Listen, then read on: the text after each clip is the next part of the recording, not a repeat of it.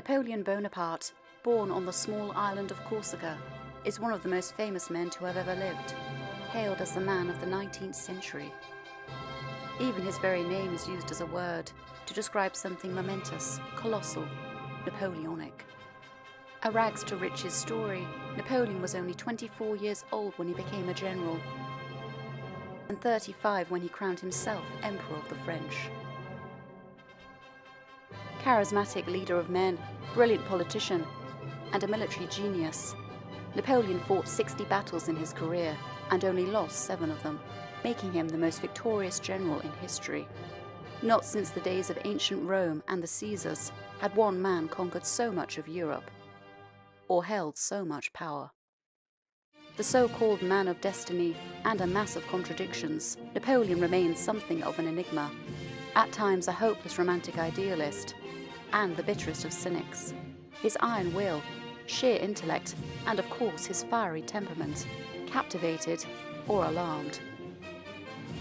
To some he was a god, to others the Antichrist.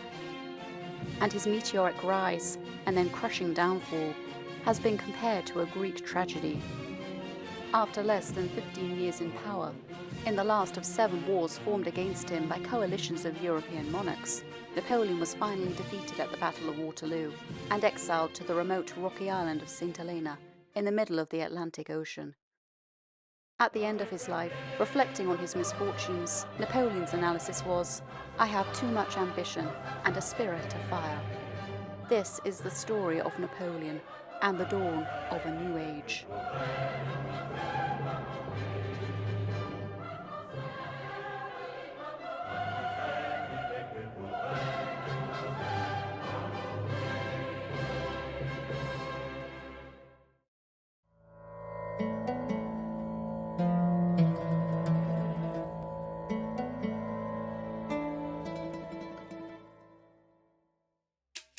After his crushing victory over the Turks and their allies at the Battle of Mount Tabor, by the 18th of April, Napoleon again returned to Acre for more attacks and counterattacks. Apparently, he still had grand visions revolving around his mind. One evening, Napoleon was standing with his secretary Bourrienne on the hill overlooking the siege and observed, "That miserable fort has cost me dear, but matters have gone too far not to make a last effort. The fate of the East depends upon the capture of Acre. That is the key to Constantinople, or to India. If we succeed in taking this paltry town, I shall obtain the treasures of the Pasha and weapons for 300,000 men. I will then raise and arm the whole population of Syria, already so exasperated by the cruelty of Acme, and whose fall all classes daily supplicate heaven. I shall advance on Damascus and Aleppo. I will recruit my army as I march, by enlisting all the discontented. I will announce to the people the breaking of their chains, and the abolition of the tyrannical governments of the Pashas. The Druzes wait only for the fall of Acre to declare themselves. I am already offered the keys of Damascus. My armed masses will penetrate Constantinople, and the Muslim dominion will be overturned. I shall found in the East a new and mighty empire, which will fix my position with posterity." However, Napoleon's situation at Acre was actually as bleak as ever. Though the French trenches had managed to edge closer and closer to the city walls, the siege had become a battle of attrition. Napoleon saw that heat, enemy guns, and disease were cutting into his small army. In their assaults, the French now had to climb over the decomposing bodies of their comrades from earlier attacks, as the Turks refused to bury the bodies, despite many appeals by the French for a truce so that they could. Under the blazing sun, the stench made the trenches unbearable. The fighting had become so fierce that the French actually began to sharpen the edges of their bayonet blades, as the Turks had begun trying to wrench the weapons out of their hands. Moreover, plague again broke out in the French camp, with around 20 new cases each day. Those wounded at Acre included his stepson Eugène, Duroc was also wounded in the trench by a splinter to his thigh, and while he was fast asleep in his tent recovering, Bourrienne had to save him from a scorpion sting. One of Napoleon's aides, Coisier, who had been racked with guilt ever since his role in the massacres at Jaffa, climbed on top of a trench, deliberately exposing himself to enemy fire. Napoleon shouted over to him, "Coisier, come down! I command you, you have no business there!" But Coisier did not reply, and was shot through the leg, dying from tetanus not long after. One of Napoleon's best friends, the mathematician Monge, was delirious with dysentery, and Napoleon had him moved into his own more comfortable tent. Worse than this, Napoleon's other close friend, the popular General Caffarelli, had been passing through one of the shallow front trenches. As usual, in order to keep balance with his wooden leg, Caffarelli had kept his hand on his hip, meaning his elbow was exposed to fire. Friends warned him that the Turks were shooting at anything they saw, however small, but Caffarelli paid no attention. A moment later, a cannonball shattered his elbow, and the wound was so serious that the surgeon Larrey had to amputate his arm.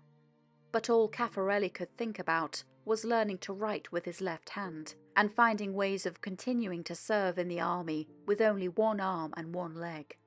Napoleon counted him among his closest friends, and visited him twice a day. But gangrene set into Caffarelli's arm.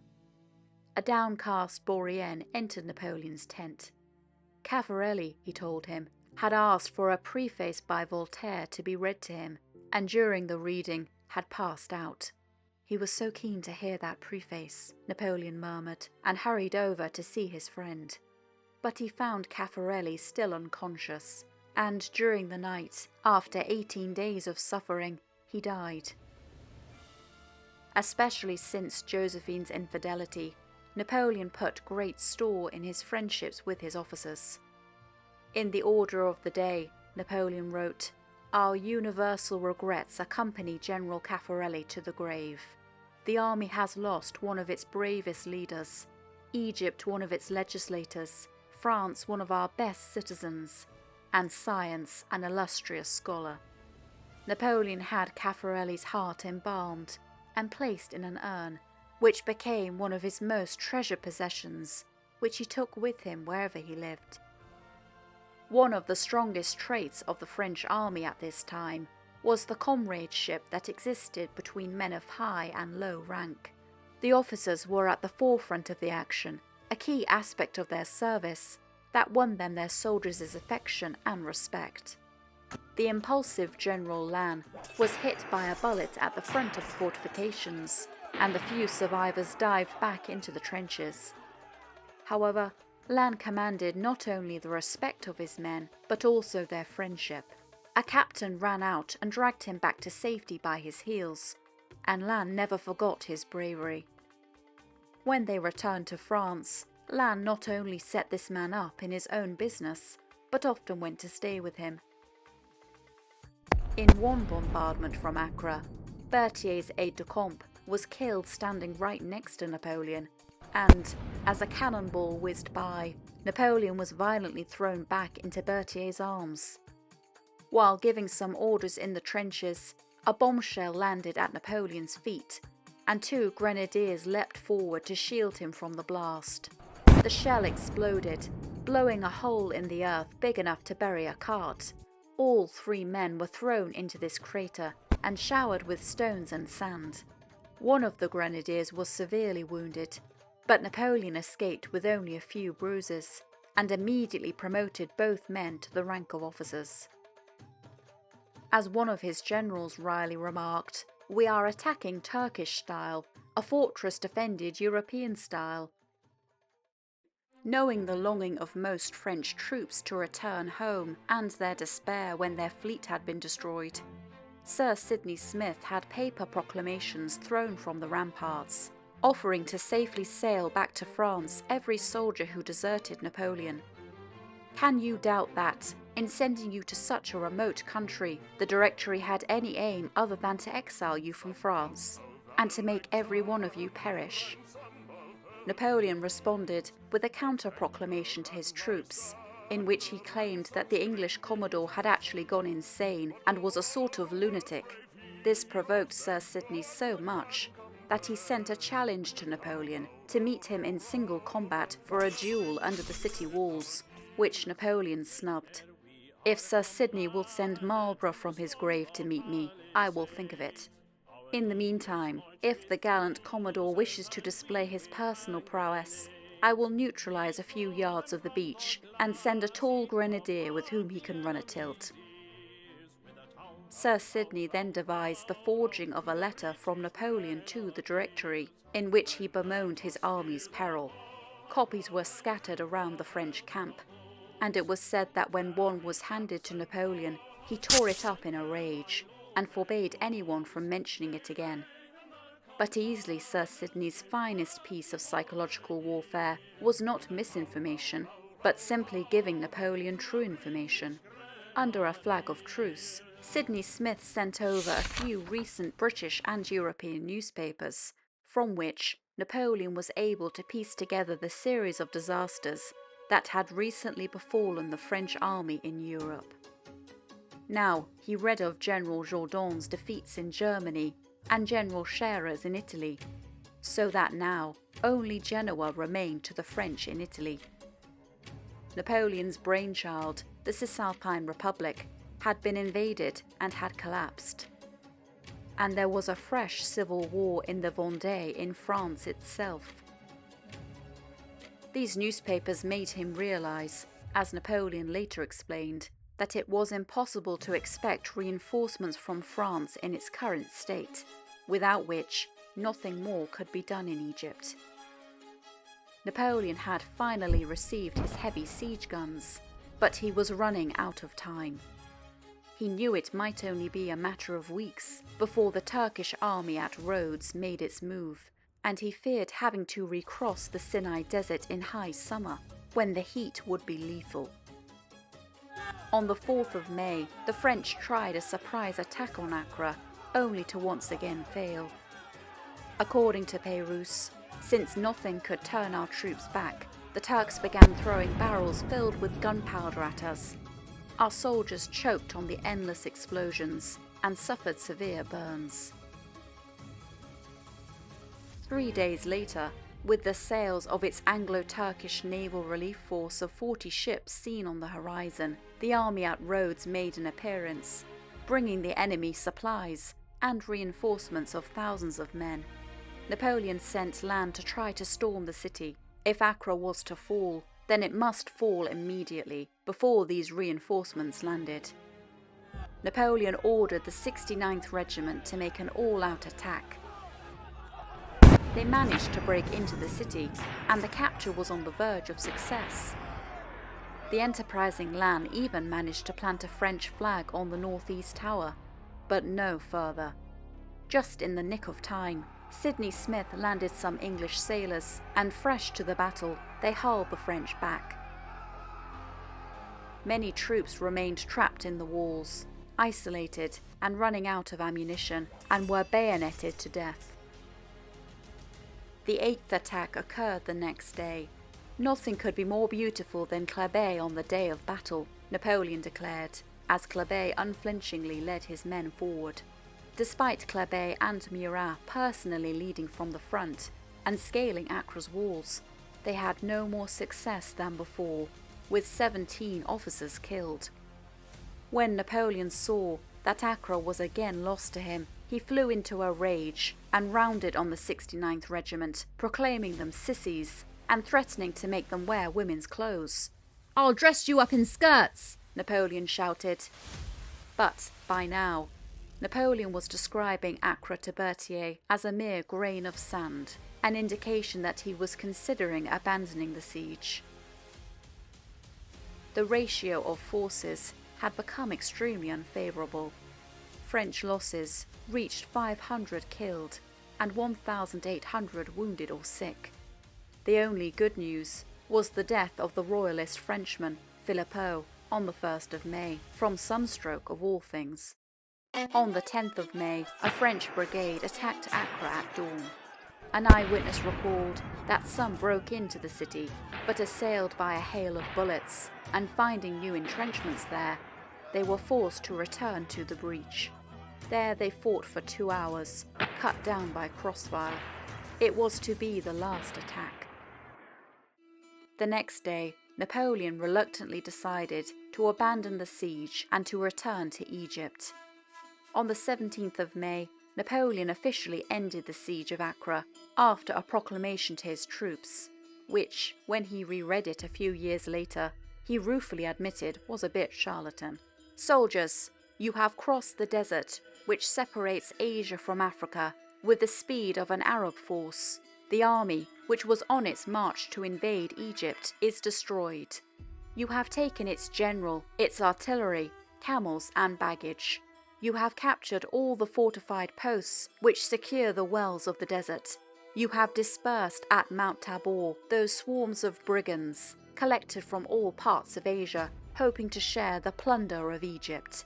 The 30 ships, which 12 days ago you saw enter the port of Acre, were destined for an attack upon Alexandria, but you forced them to hasten to the relief of Acre. Several of their banners will adorn your triumphal entry into Egypt. After having maintained the war with a handful of men for 3 months in the heart of Syria, taken 40 pieces of cannon, 50 colours, 6,000 prisoners, and captured or destroyed the fortifications of Gaza, Jaffa, and Acre, we prepare to return to Egypt, where, by a threatened invasion, our presence is imperiously demanded. A few days longer might give you the hope of taking the Pasha in his palace, but at this season, the palace of Acre is not worth the loss of 3 days, nor the loss of those brave soldiers who would consequently fall, and who are necessary for more essential services. Soldiers, new dangers and difficulties await us. You will find in them new opportunities for glory. After having by this campaign secured ourselves from attacks from the east, it will perhaps be necessary to repel the efforts which may be made from the west." On the 20th of May 1799, the French army quietly left their siege lines, moving off at night to avoid attacks from the English navy as they marched along the beach. It was a painful moment, Napoleon's first setback since Maddalena, when he had been 24, and his first major military failure. But Napoleon also could not tarry for much longer, as the invasion of Egypt by the sea was now imminent. Napoleon wrote to the Directory, "The season is too far advanced. The end I had in view has been accomplished. My presence is required in Egypt." And he added exaggeratedly, "Having reduced Acre to a heap of stones, I shall recross the desert." Some argue that this 4-month expedition into Palestine and Syria was an obvious defeat, but it was more of a semi-success. Acre had not fallen, but all the rest had an essentially positive result. The French army had thrashed the Turkish army and achieved Napoleon's main objective of repelling the threat of a land invasion of Egypt, or at least had delayed it for a period of time. It had also deflected towards Acre the first wave of troops from Rhodes that might otherwise have invaded Egypt from the sea. The Syrian operation cost the French close to 5,000 killed and wounded, a third of its fighting strength, yet the enemy suffered 5 times that number of casualties. The only reason for Napoleon to attack Acre had been to pursue his grand oriental dream of marching via Aleppo to drive the English out of India and to set up a French empire in Asia stretching to the Ganges, or possibly to capture Constantinople. Many years later, Napoleon claimed and calculated that with the help of the Indian Maratha princes, he could have expelled the English from India, marching there by daily 15-mile treks through the deserts, with his sick, ammunition and food carried by camels, his men fed on £1 each of rice, flour and coffee per day. Yet, there are more than 2,500 miles between Acre and Delhi. But these romantic Eastern fantasies that shattered on the walls of Acre had already become inachievable, especially once the Syrian Christians made it clear that they were going to stay loyal to Khazar, not least because Sir Sidney Smith had cleverly collected all Napoleon's pro-Muslim proclamations and given them to these Christians. Though Sidney Smith had been integral to his failure at Acre, years later Napoleon would admit, "I like the man's spirit."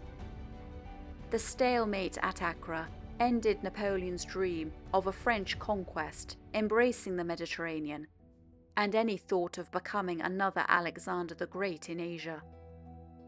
"If not for Acre, the whole population would have declared for me," Napoleon lamented years later. "My intention was to take the turban at Aleppo," which Napoleon believed would have won him 200,000 Muslim supporters. Napoleon would later say, "I missed my fortune at Acre.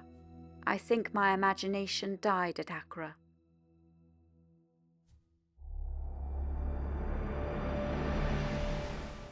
But Napoleon did not have time to brood, as he now faced a very problematic 300-mile march back to Egypt.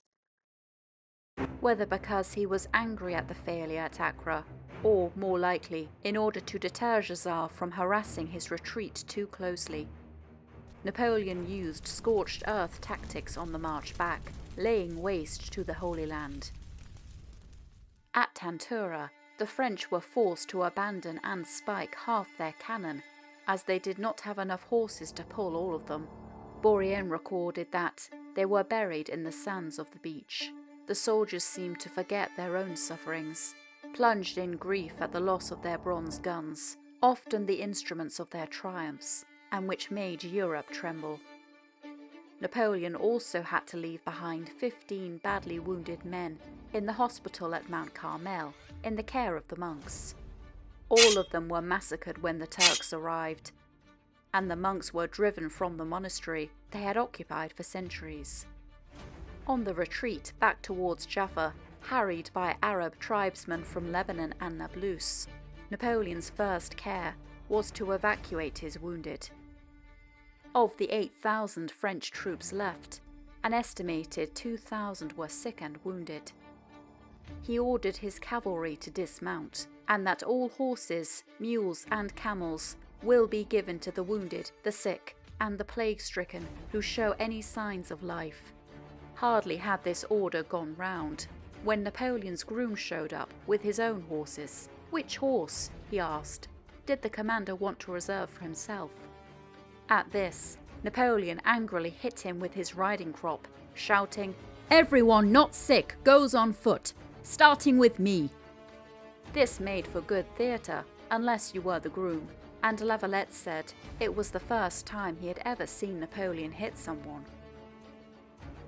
One blazing hot day, as Napoleon was trudging along through the sands at the head of a column, surrounded by the sick, wounded and dying, he spotted a perfectly healthy officer riding on horseback, refusing to give up his saddle to the sick. Napoleon was furious.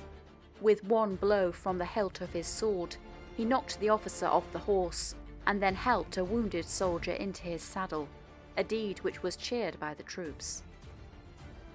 But many soldiers still refused to give any help to the sick or wounded, fearing that they might be infected with the plague.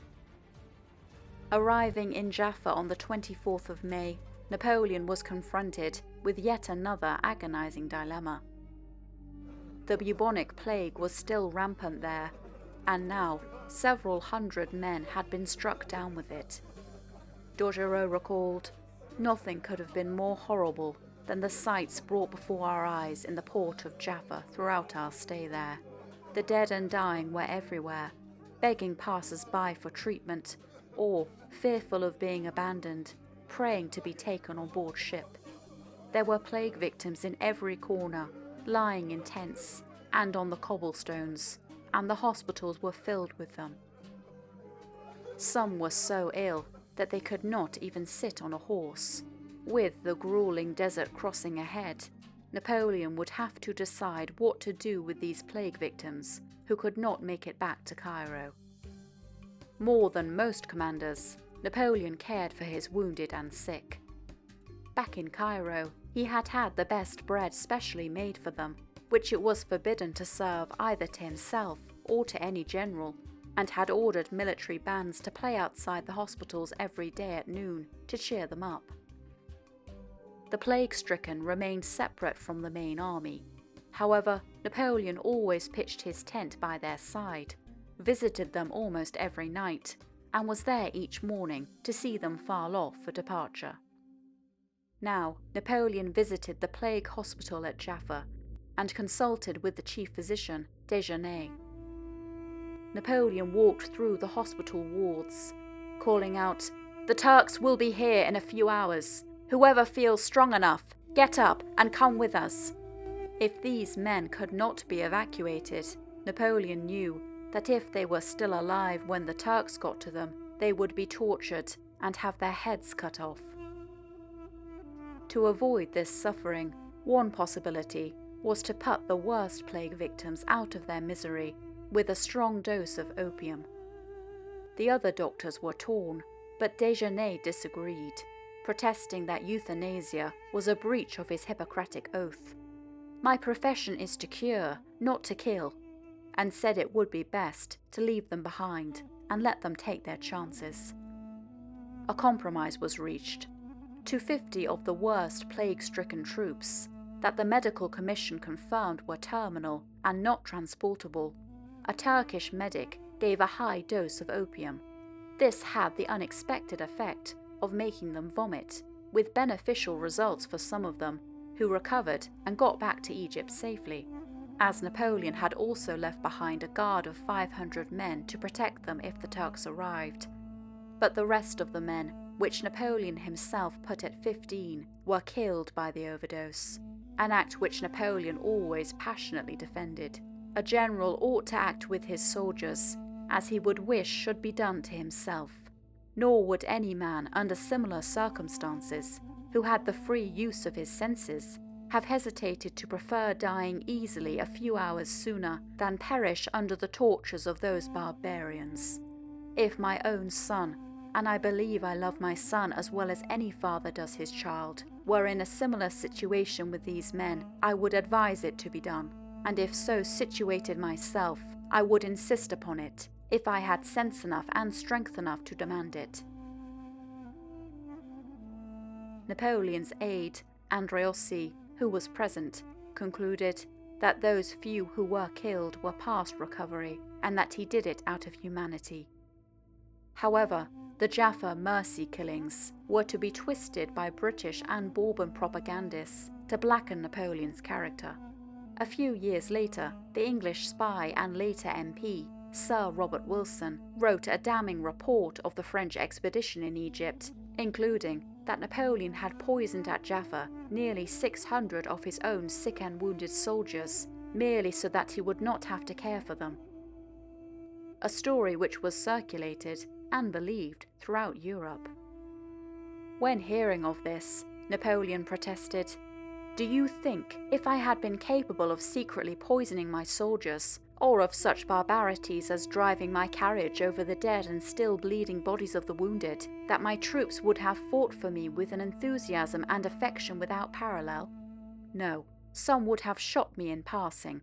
Even some of the wounded, who had enough strength left to pull a trigger, would have done away with me." A decade later, after Napoleon's fall from power, Robert Wilson became convinced of his error, admitted his report had been wrong, and from a bitter critic, suddenly became one of Napoleon's most enthusiastic supporters in England. Napoleon led his battered army south, down the coast of the Holy Land, and back into the Sinai Desert. The next 9 agonizing days of the French army's march back to Egypt has been portrayed as a disastrous retreat, foreshadowing Russia's. However, if progress was sometimes slow, it was mainly because they marched on foot, with only the wounded on horseback, and when all the horses had been taken up by them, 4 healthy soldiers helped to carry each sick or wounded man. Back in February, this journey had been bad enough. But now, on foot, with a long train of wounded, in June heat that rose as high as 54 degrees Celsius, it was slow torture. A desperately low point. There were incidents of amputees being thrown off their stretchers, though they had paid men to carry them. An eyewitness noted how such demoralization was destroying all generous feelings. As comrades fell by the wayside, the soldiers grimly observed, "He has made up his account. He will not get on far, and when those who had collapsed did not try to get up again, his lodging is secured." Nearing the border, Napoleon again switched to riding a camel, which Torturous recalled, forced our horses to adopt a tiring pace. This was because, as Napoleon reported to the Directory, 29 miles had to be covered each day to get to the wells, where there was a little hot, sulphurous, salty water, which was drunk with more eagerness than a good bottle of champagne in a restaurant. Although the French did not know it, water is fairly close to the surface along the coastal route they marched, and if they had only dug a few yards down, they would have found the water they so desperately needed along nearly their whole way. One French soldier recorded in a letter, "Discontent is general. Soldiers have been seen to kill themselves in the presence of their commander-in-chief, exclaiming, 'This is your work!'" The retreat's saving grace was that it was never threatened by the pursuing Turks, and so stayed relatively orderly.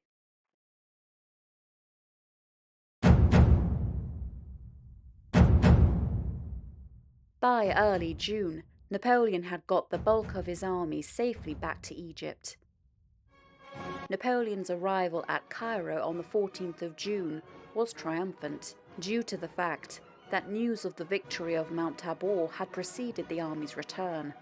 To squash the rumors that they had been defeated in Syria, Napoleon had sent orders on ahead that celebrations were to be organized for his troops' parade.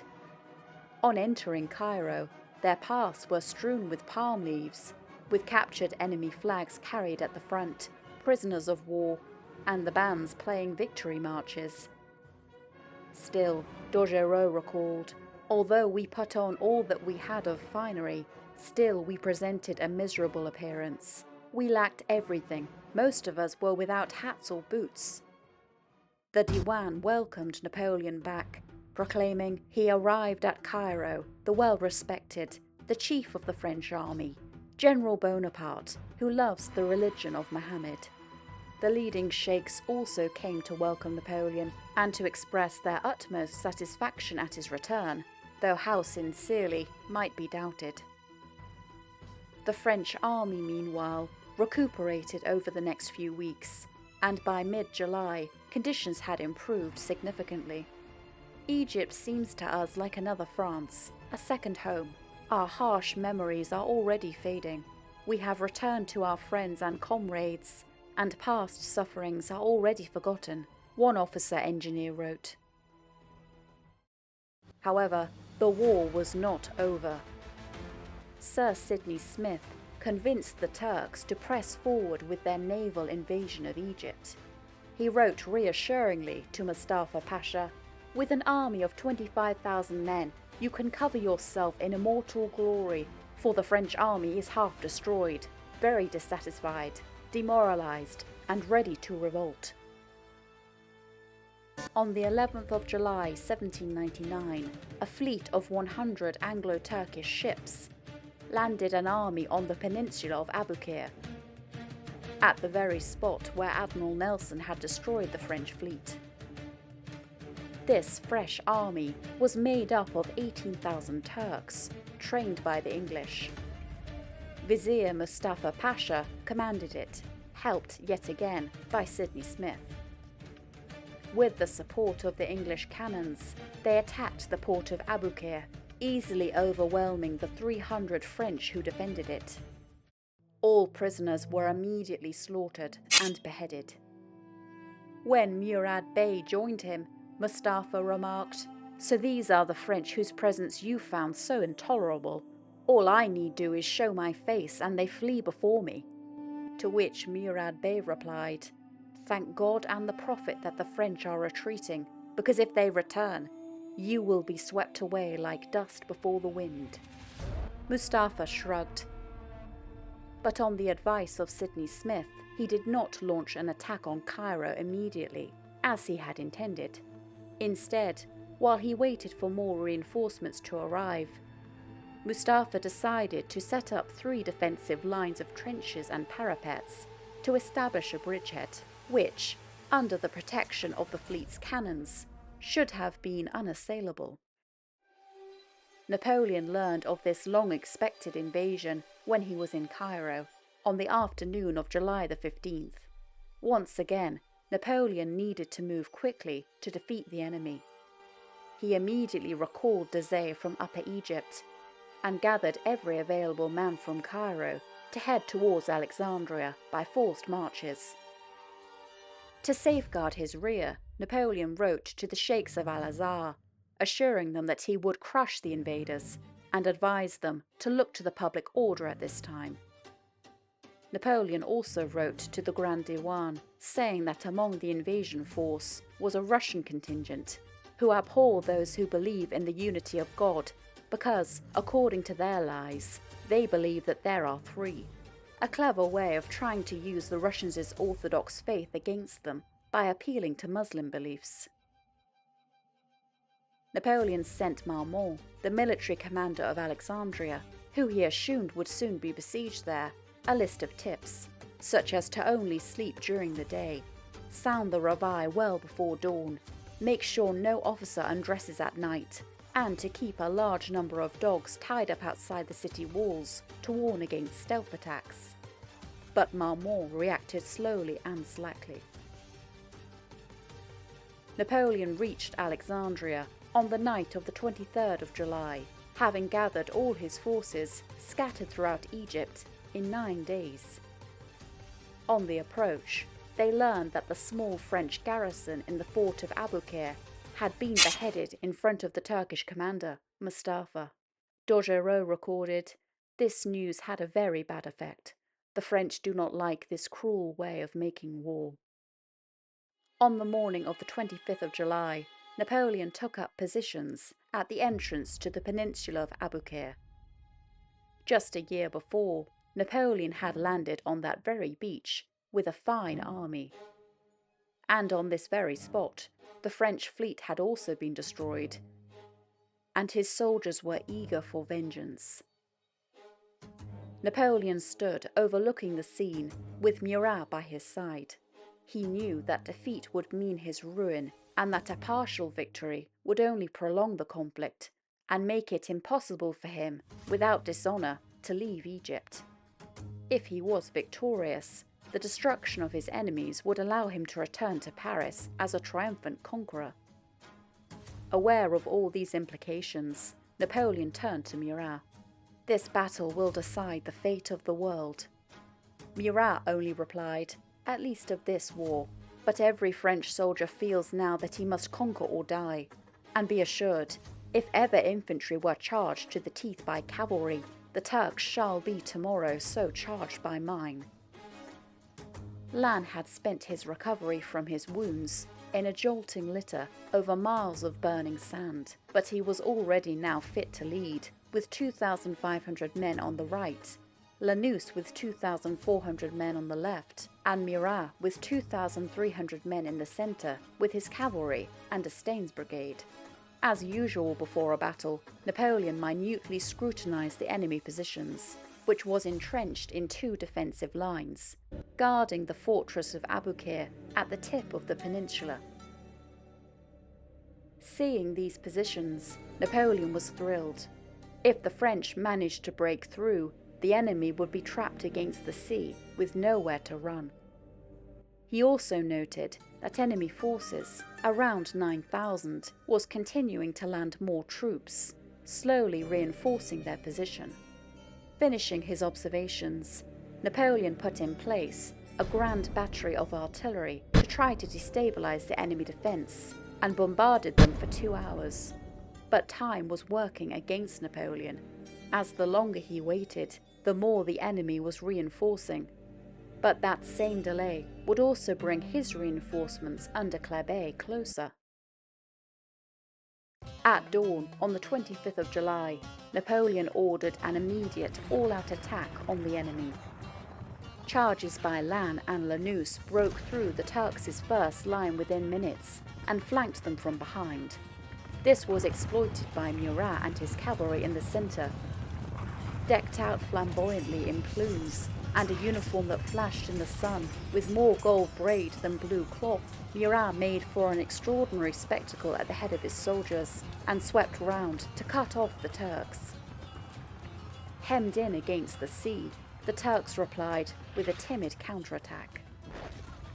Bertrand later told Napoleon of this battle. "The first time that I found myself close to you in a battle was at Aboukir. I confess that I was so dumbfounded by the certainty of your orders that I began to wonder whether I was not losing my senses. For instance, I heard you call out to one captain, 'Go, Monsieur Hercule, take 25 men and charge that rabble.' That rabble was almost 1,000 Turkish cavalrymen." It was now time for the French to attack the second line, where Mustafa himself was in command. The first French attack failed, but as they fell back, over-eager Turkish soldiers left their entrenchments to pursue them. Murat noticed that the enemy left was now unprotected, and seizing the moment, launched a massive cavalry charge into the breach, with Lannes following in his wake. Having overrun this second line, Murat galloped towards Mustafa's tent, and the battle ended in single combat between them, when the white-bearded Pasha fired a pistol shot straight into his cheek. Murat dashed the pistol out of Mustafa's hand with his sabre, slicing off 2 fingers with it, and took him prisoner at the point of his sword. The French artillery, carefully adjusted by Crétin, worked wonders, and the crippled Janissaries fell back towards the fort. Murat then continued to lead his cavalry into the thick of the Turks, finally sweeping them into the sea.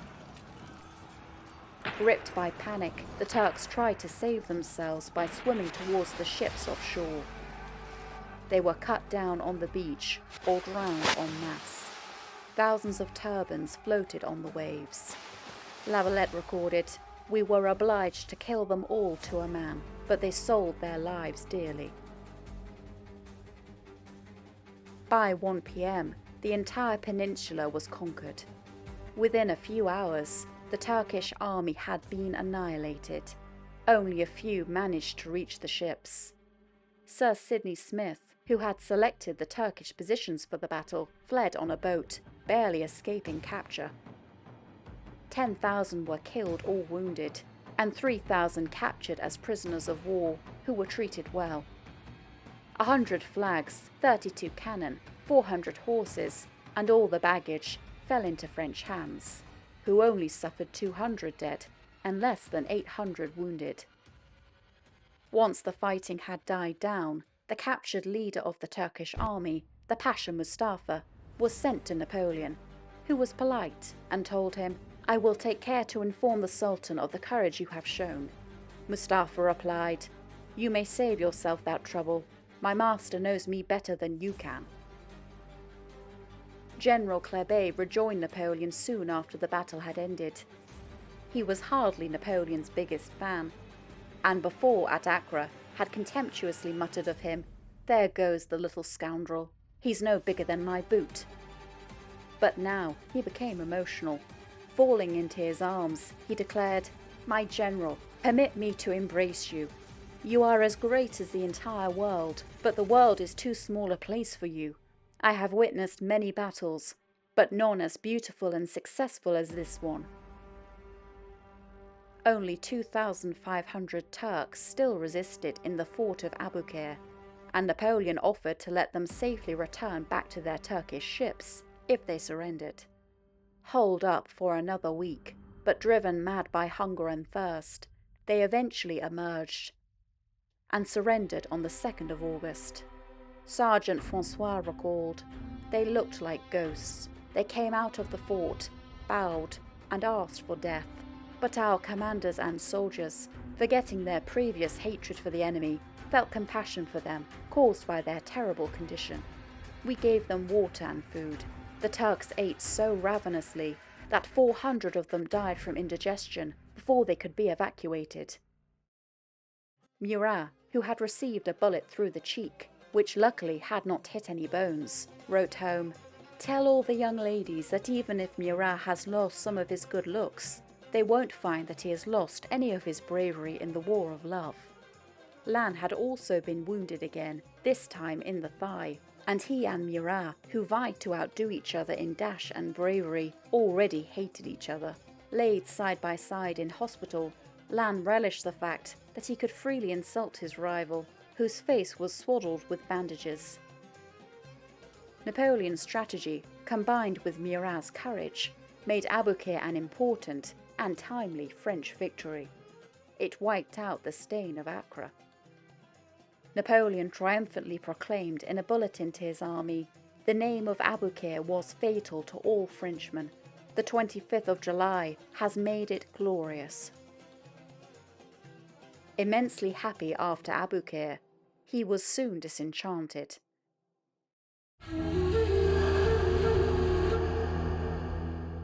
Napoleon's position after Aboukir was reasonably good. During the 13 months since he had stepped ashore on Egyptian soil, Napoleon had occupied the country, initiated a vast number of improvements, and collected new knowledge. Only the second purpose of the expedition had come to nothing. There was no immediate hope of striking a blow at the English in India. But by his latest victory, Napoleon had put an end to the threat from Turkey, and there was no reason, it seemed, why he should not remain in Egypt, continuing his development and reform. It was the situation in France and Europe that now claimed Napoleon's attention. On the 2nd of August 1799, during negotiations for an exchange of prisoners, Sidney Smith insidiously passed on European newspapers to the French, including the Gazette Française de Francfort and the Courier of London. Napoleon scanned the pages avidly.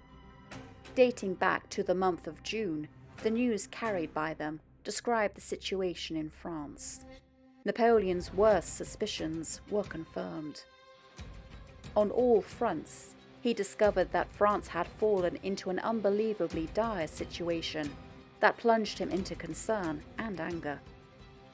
Instead of just one enemy, England, France now had 5 to contend with: England, Turkey, Naples, Austria, and Russia.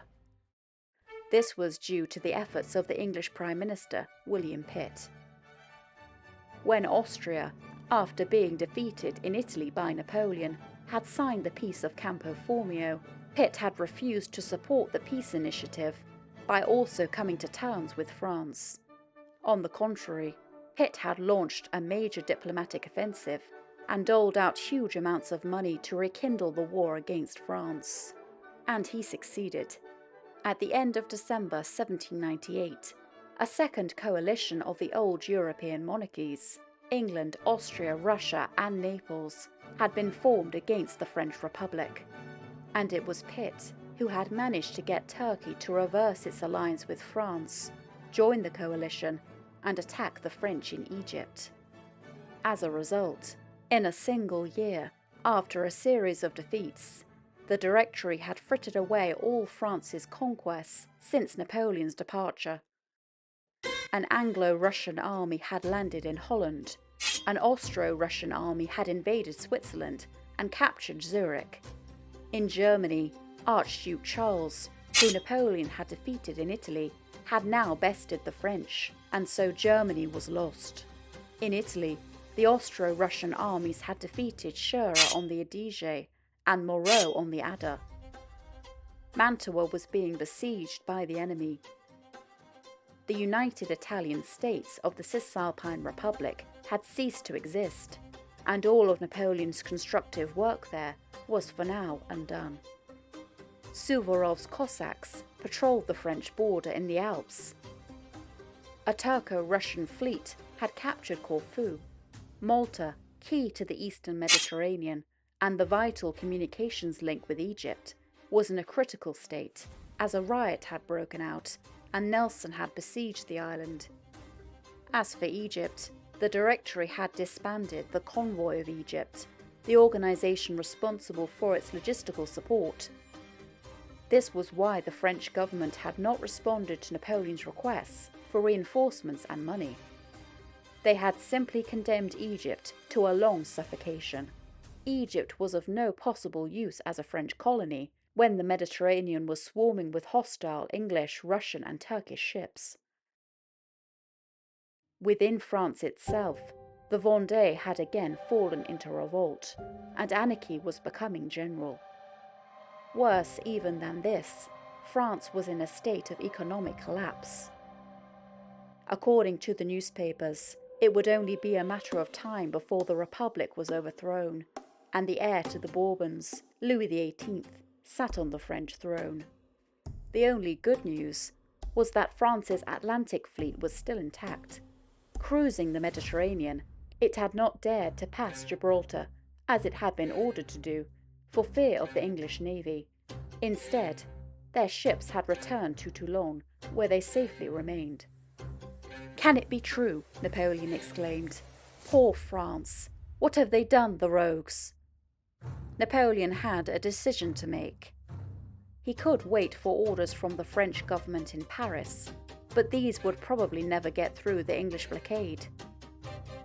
But in the meantime, should he remain doing nothing in Egypt, hoping for an imaginary solution? Knowing the Directory, that would be wishing for a miracle. Napoleon came to an immediate decision. He could try to break through the English blockade himself, to get back to France, and take what action the Directory decided in order to save the threatened French Republic. It was this that mattered above everything else.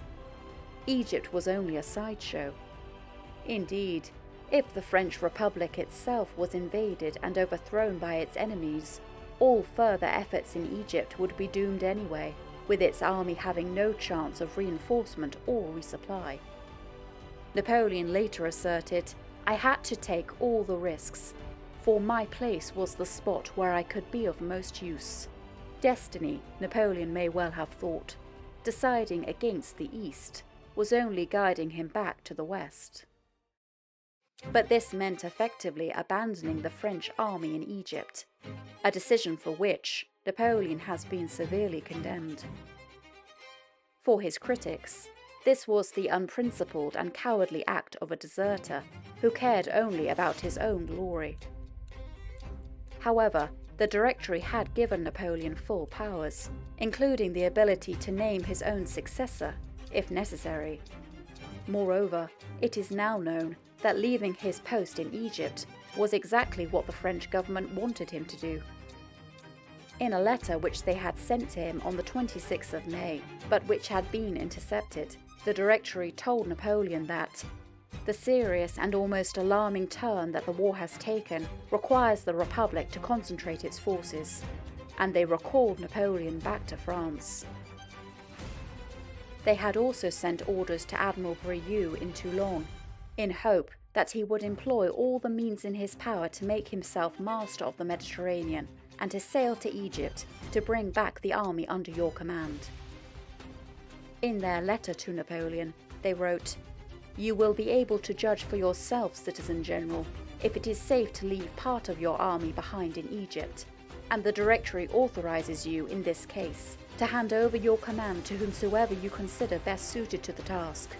The Directory will be pleased to see you return and take up charge of the army of the Republic, which you have up to this time so gloriously commanded." This letter to Napoleon had been entrusted to Admiral Brieux, but he had found himself unable to safely leave Toulon. An attempt was then made to send a copy to Napoleon via another route, but it was intercepted by the British Navy. Napoleon finally learned of this order at the end of July, which eliminated any scruples he might still have had. Napoleon may have also comforted himself with the fact that he was not abandoning an army in a moment of difficulty. but leaving behind a recently victorious army, commanded by top generals, in a pacified country where good Franco-Egyptian relations had been established. Far from showing cowardice, it took courage for Napoleon to recross the Mediterranean and risk being captured by the enemy when it was virtually a British lake, and to risk being locked up for years as a prisoner of war, as General Dumas, among others, had been. Indeed, Napoleon was in fact marching to the sound of guns. It was absurd to have one of France's best generals stranded in a strategic sideshow in the Orient, when France itself was under threat of invasion. In terms of self-interest and aggrandizement, it might have seemed a safer bet for Napoleon to stay in Egypt, in a powerful and prestigious position, ruling as the Sultan el-Kebir. Meanwhile, Napoleon and his army made a triumphant re-entry into Cairo on the 11th of August, and then he began a week of whirlwind activity to prepare to leave Egypt.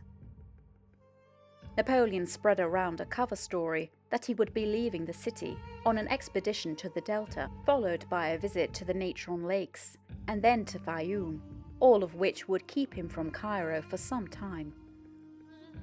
Only in hindsight was it possible to detect that he was covertly bidding several of his loyal colleagues goodbye. To Poussielgue, Napoleon wrote, "I am leaving tomorrow morning before dawn. I recommend that you proceed vigorously with the collection of all land rents and taxes. Finally, remain on friendly terms with the sheikhs, and maintain good order in Cairo. I recommend to General Dujois that he clamps down firmly at the first sign of any trouble. If necessary, cut off 6 heads a day, but keep smiling." Napoleon wrote an annoyed letter to his close friend, General Dezay, in Upper Egypt, who he had wanted to return to France with him, demanding to know why he had not obeyed orders and travelled to Cairo, and ended his letter with the enigmatic words, "I tell you this for your future." To the Diwan of Cairo, Napoleon recommended that you maintain confidence among the people.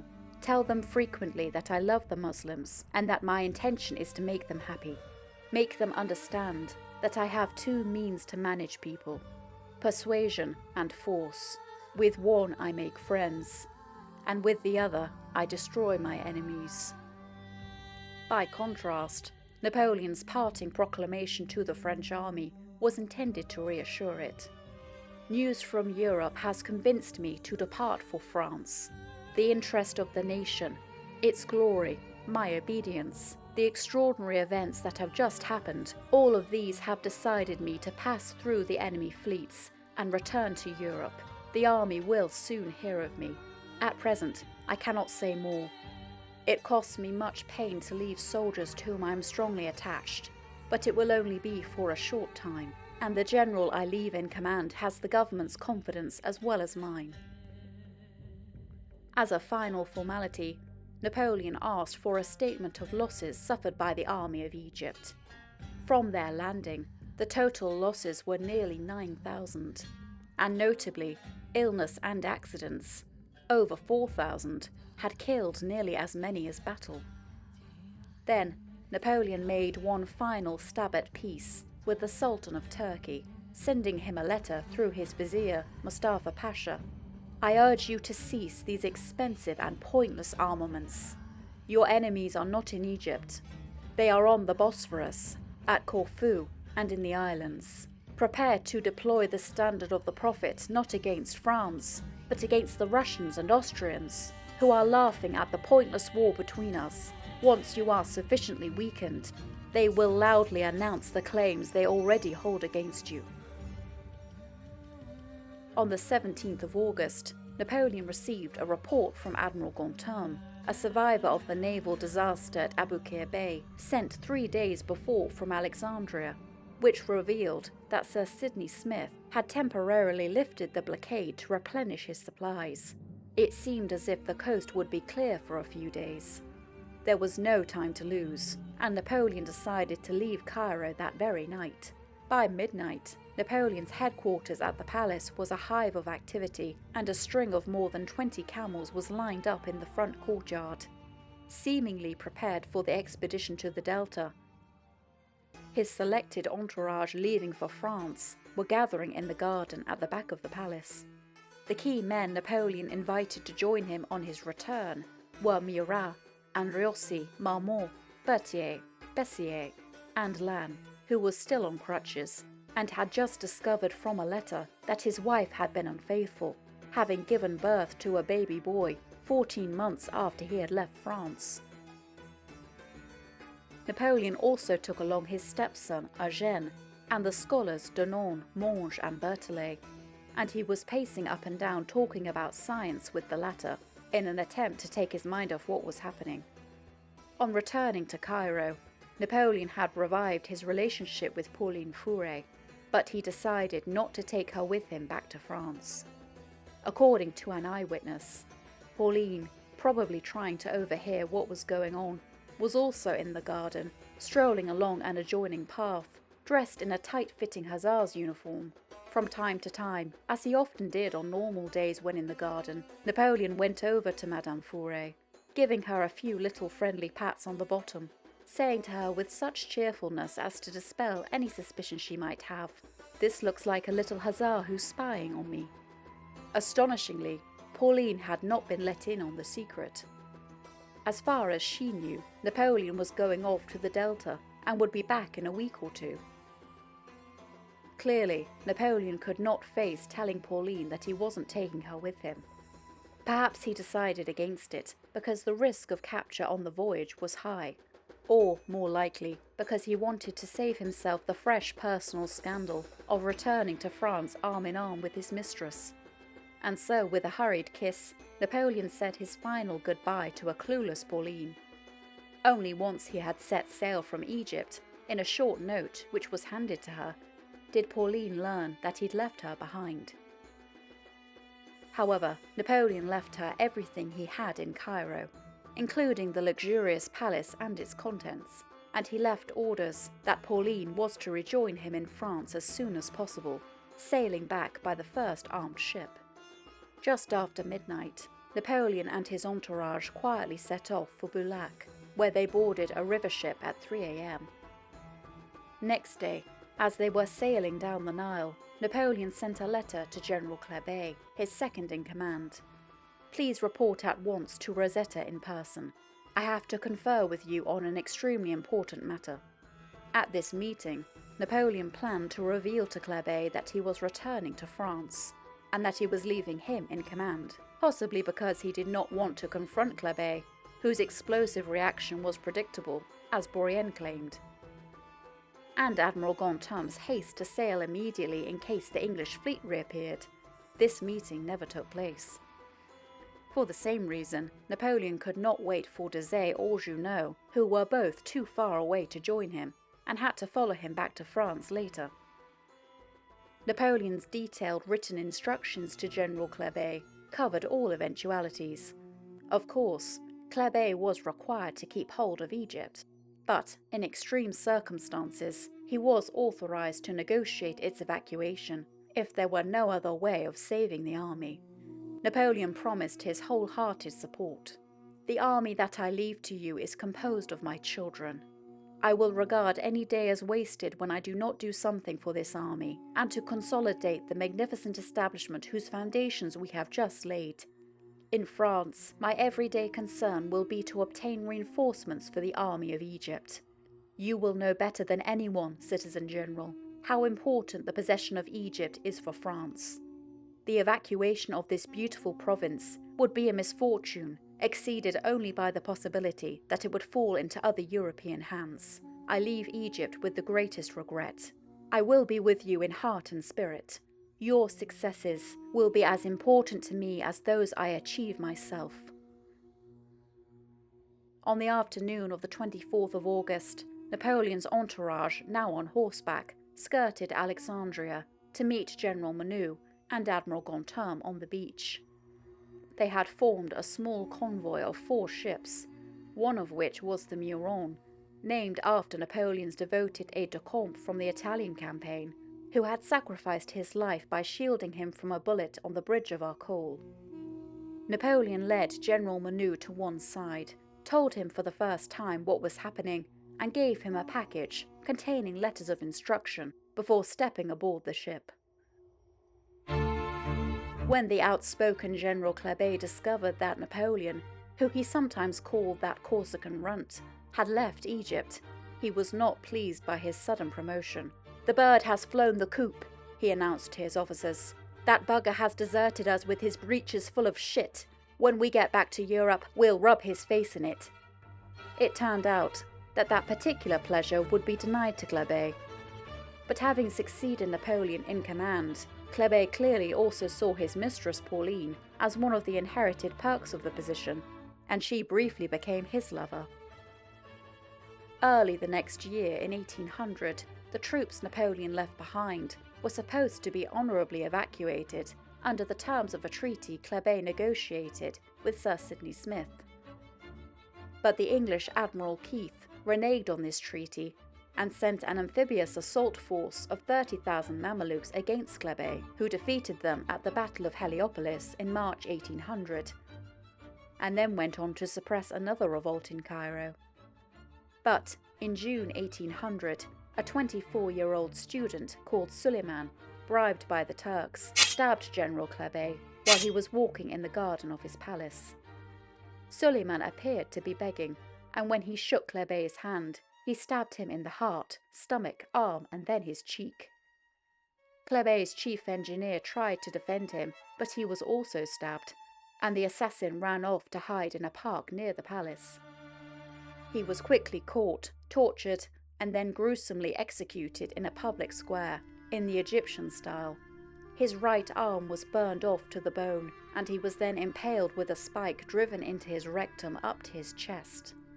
Suleiman stayed alive in this agony for 4 hours, and would have suffered for much longer, if not for a sympathetic French soldier, who secretly gave him some water, causing quicker blood loss and his immediate death. Suleiman's skull was then shipped to France, and used to teach French medical students, and even today, his skull and dagger are on display at a museum in Paris, under the caption "Criminal." Napoleon spoke highly of Kléber. Courage, conception, he had it all. His death was an irreparable loss to France, and for me. He was Mars, the god of war personified. As for Pauline, she then had a fling with Junot, and returned to France with him, but their ship fell into the hands of the English, and Pauline did not arrive in Paris until November 1799. By then, Napoleon was in power, and wary of creating fresh personal scandal, could not see her. He made it known to Pauline that she had to leave Paris immediately, but at the same time gave her a country mansion and sent her a large sum of money, gifts which he would often repeat. In her early 20s, Pauline was still an attractive and enterprising woman, and Napoleon arranged a marriage for her to Henri de Ronchoup, an émigré former major who was given a prestigious vice-consulship as a wedding present.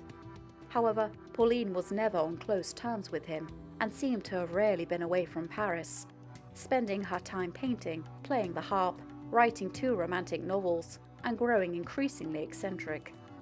Napoleon did meet Pauline once again, at a masquerade ball in Paris, over a decade after the Egyptian campaign. Although she was wearing a mask, he recognized her and suggested to her that she had once been a Cleopatra. According to Napoleon, she pretended not to remember such a thing, but she did recall having once held some affection for a Caesar. As for the fate of the French army in Egypt, command was passed over to General Menou. Under continual harassment from a new Anglo-Turkish land offensive, he was defeated by the British at the Battle of Alexandria on March 21, 1801, and then besieged in Alexandria all summer. General Menou eventually surrendered to the British, and he and the French army of 23,000 men were repatriated under a treaty signed in 1801, which also handed over to Britain the priceless hoard of Egyptian artifacts the French had collected, including the Rosetta Stone, which was sent to the British Museum, where it still resides. The Treaty of Paris on the 25th of June 1802 ended all hostilities between France and Turkey, and resecured Egypt for the Turkish Empire. After a period of anarchy, Egypt emerged as an independent nation under Sultan Muhammad Ali, one of the survivors of the Battle of Aboukir. But he kept close links with France, and it was French scientists, right up to the time of Lesseps, who developed Egypt. Napoleon was never to see Egypt again. But during his 14 energetic months, he had left his marks on the sands. As Napoleon said of the expedition, "The true conquests, the only ones that leave no regrets, are those that have been wrested from ignorance."